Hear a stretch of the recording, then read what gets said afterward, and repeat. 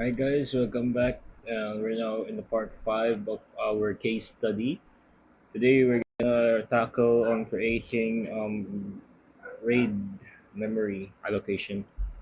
So this will be a fast one. So here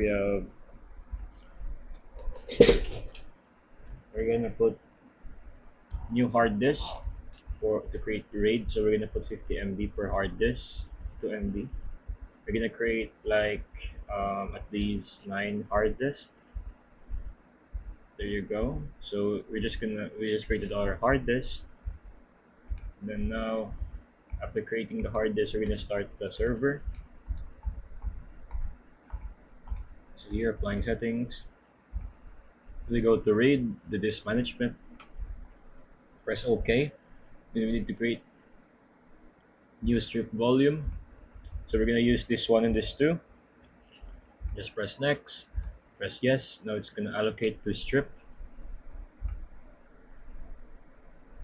Next, we're gonna create a mirrored volume.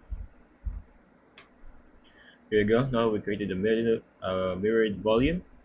The next is we're gonna create a RAID volume and give it and distribute it. So there you go. It's gonna create now, and there you go. We have a RAID volume, and lastly, we're gonna create a span volume, memory volume for the last three disks.